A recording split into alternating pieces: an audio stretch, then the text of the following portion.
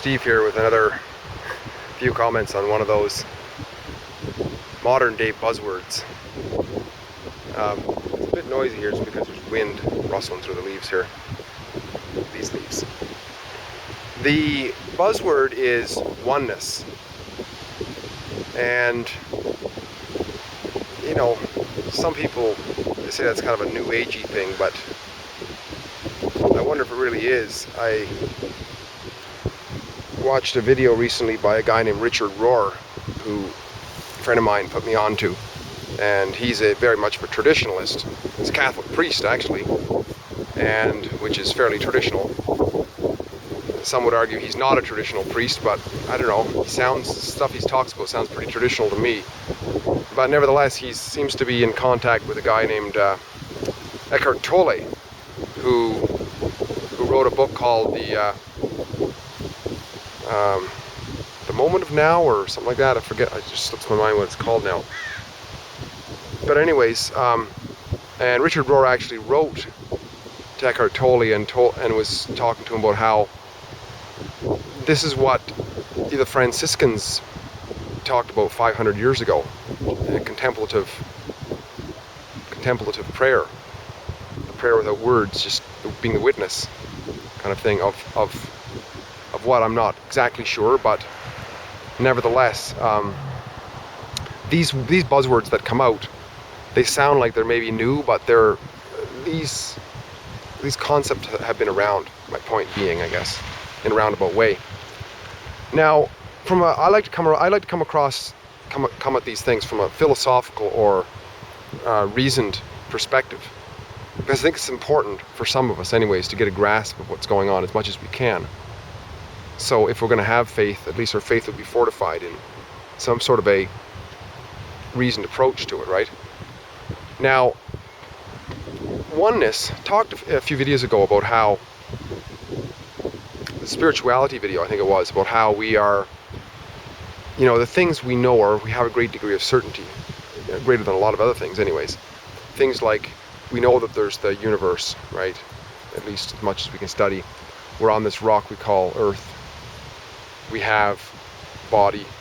We have what seems to be mind we can think with. And we have emotions. But are all these things really separate? Because if there's oneness, then they can't be separate, right? So how can we reason that out? Well, one place I think we can start is from probably the most important place to start is the material, because if we think of our bodies are derived of, if we study somebody who takes a biopsy of a part of your body and analyzes, they'll come out with basically the minerals of the earth, right? And the minerals of the earth are the minerals of the universe.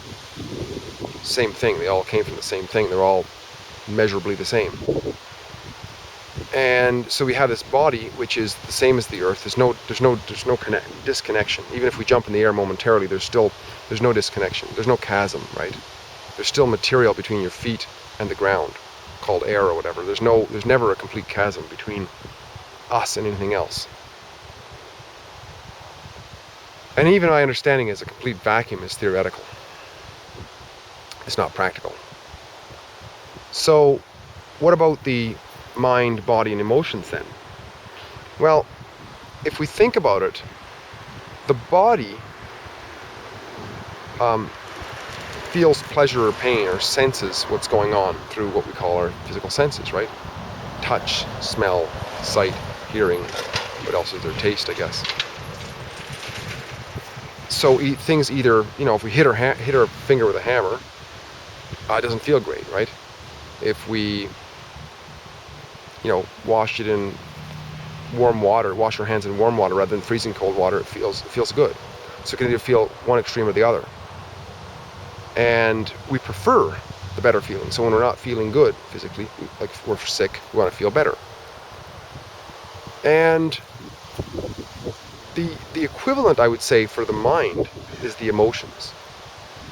So the central nervous system is centered in the brain, and there are systems in there. I'm not studied enough to know for sure how it works, but it seems like emotional responses are signals, warning signals, or attractive signals for us.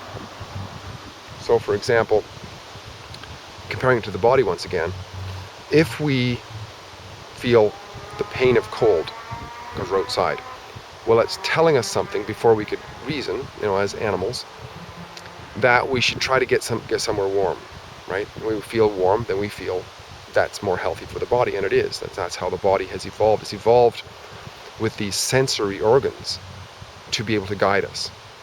And the same with the way our consciousness is. The equivalent of the mind or the conscience to those body signals are the emotions. So if we do something bad to somebody and we feel bad about it, then it's sort of telling us in almost like a subconscious way not to do that again, because it's not good for us, it's not good for others. We need the support of the others, so it's best that we don't do that to others. But when we do something kind to people, we get to feel happy and good about it, because that's sort of like the warm feeling on our hands, because the mind is saying somehow, that's good, that creates cooperation, that creates social capital, that creates a warmth in the tribe that's going to help you when you need help. So first of all, those are related. So I'd say the senses and the mind, and of course, of those two, the mind and the emotions are interrelated. They're one in a way. There's oneness between them. And then, if we wonder about the body and the mind, well, to me anyway, the mind cannot exist without the body, as far as we know anyway. I mean, we're talking about things that we can get a grasp of. So, if it can't exist without the body, or we can't process anything without that working central nervous system, then it might as well not exist. We don't know if it exists. I don't think we know that. We can say we do, but I don't think we really do. So it requires the body, and therefore it's one. They're intertwined, right? So my point being, this oneness makes sense that the earth is one with the universe. We individually are one with the earth. And the body, mind, and emotions are one with each other.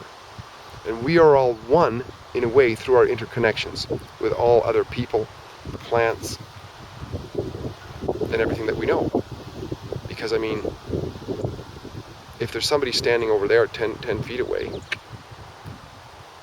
there's no, even though there's 10 feet of measurement, there's no chasm between, right? There's still a connection. If there's always a connection with everything, then in a way,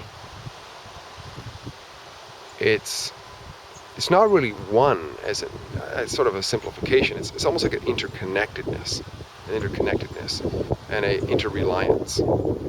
The closer we are individually to ourselves, the more the significance. So the more the significance is the connection between my body, mind, and emotions, than my body and somebody else's emotions, or my body and somebody else's mind. But still, there is a bit of a connection, because we can feel it sometimes. We can feel when somebody walks in the room, we have the ability to see.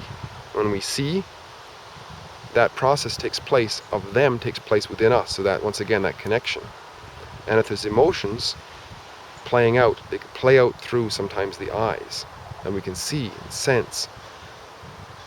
We can judge somebody's facial expression.